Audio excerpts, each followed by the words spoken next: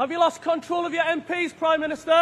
বুধবার House of কমন্সে Prime Minister's question অধিবেশনে যোগ দিতে রওনা হওয়ার সময়ই হয়তো প্রধানমন্ত্রী কিয়ার স্টারমার বুঝতে পারছিলেন দিনটা খুব ভালো যাবে না। নিজ দলের বিদ্রোহী এমপিদের চাপে প্রস্তাবিত বিলে একাধিক পরিবর্তন এনে মঙ্গলবার পার্লামেন্টে ওয়েলফেয়ার রিফর্ম বিল পাশ করতে পারলেও সরকারের লক্ষ্য অর্জিত হয়নি, বরং নড়বড়ে হয়ে গেছে প্রধানমন্ত্রী ও চ্যান্সেলরের অবস্থান। বুধবার সেই নড়বড়ে অবস্থা থেকে উত্তরণের লক্ষ্য ছিল প্রধানমন্ত্রীর, কিন্তু প্রধানমন্ত্রীর পেছনে বসে ফুঁপিয়ে কাঁদছিলেন চ্যান্সেলর রেচেল রিভস। বিষয়টি সকল এমপিকে দেখিয়ে দিয়ে কনজারভেটিভ নেতা কেমি বেইডেনক বললেন, চ্যান্সেলরকে আজ একেবারেই বিষণ্ণ দেখাচ্ছে। She looks, Mr. Speaker, she's pointing at me. She looks absolutely miserable. Labour MPs, yeah, she looks absolutely miserable.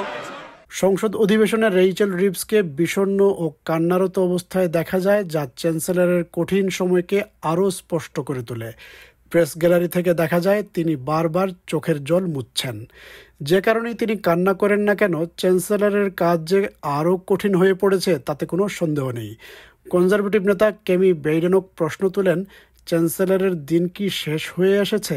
The fact is, Labour MPs are going on the record saying that the Chancellor is toast, and the reality is that she is a human shield for his incompetence. In January, he said that she would be in post till the next election. Will she really? প্রধানমন্ত্রী Keir Starmer যদিও বিরোধী দলের নেত্রীর প্রশ্নের সরাসরি কোনো জবাব দেননি, তবে তিনি রেচেল রিভসের কাজের প্রশংসা করেন এবং বলেন, আমরা মাত্র শুরু করেছি, তিনি নেতৃত্ব দিয়েছেন এবং আমরা সবাই তার প্রতি কৃতজ্ঞ।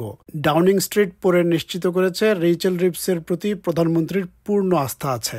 And putting more money in the pockets of working people, particularly the 3 million who are the lowest paid through the national minimum wage. A promise made and a promise delivered. We're only getting started, and the Chancellor has led on all these issues, and we're grateful to her for it. বুধবার চ্যান্সেলরের একটি ব্যক্তিগত ঘটনাও তার মানসিক অবস্থাকে প্রভাবিত করেছে বলে সহকর্মী এমপিরা জানিয়েছেন। বুধবার সংসদে প্রবেশের সময় স্পিকারের সঙ্গে তার কথা কাটাকাটি হয়। স্পিকারের দপ্তর এ বিষয়ে কোনো মন্তব্য করেনি। রাজনৈতিকভাবে ওয়েলফেয়ার রিফর্ম বিল লেবার সরকারের জন্য কঠিন এক ধাক্কা।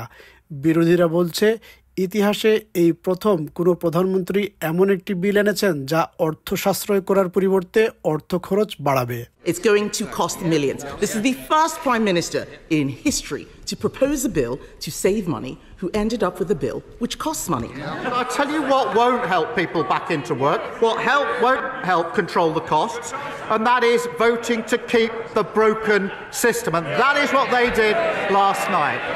সরকারের ওয়েলফেয়ার রিফর্ম পরিকল্পনায় বড় ধরনের ইউটার্নের ফলে প্রায় 5 বিলিয়ন পাউন্ডের ঘাটতি তৈরি হয়েছে। ওয়েলফেয়ার রিফর্ম থেকে সরে আসায় যেখানে 5 বিলিয়ন পাউন্ড সাশ্রয় হতো, এখন সেটি শূন্যে নেমে এসেছে। অর্থাৎ আগামী বাজেটে সেই অর্থ কোথা থেকে আসবে তা এখন নতুন করে ভাবতে হবে সরকারকে। এজন্যই রেচেল রিভসের কাজটি আরও কঠিন হয়ে গেল। The Chancellor went into her spring statement thinking that she was going to save 5 billion, so a fairly chunky sum, from cutting welfare benefits. She's now not going to save that 5 billion. In fact, by the end of the Parliament, she'll be saving nothing as a result of yesterday's changes. So basically, come the budget, she's going to have to find that 5 billion somewhere else. যারা নির্বাচিত হয়ে জনসেবা করতে আসেন তারা জানেন, জনসেবার এই পেশার সঙ্গে কঠিন প্রশ্ন, সমালোচনা ও উত্তেজনা জড়িত। রেচেল রিভস ও কিয়ার স্টারমার লেবার পার্টিকে পুনরুজ্জীবিত করেছিলেন।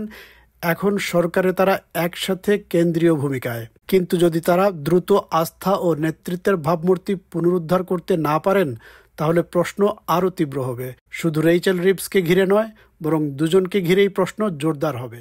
Prime Minister, why was the Chancellor visibly upset in the Commons?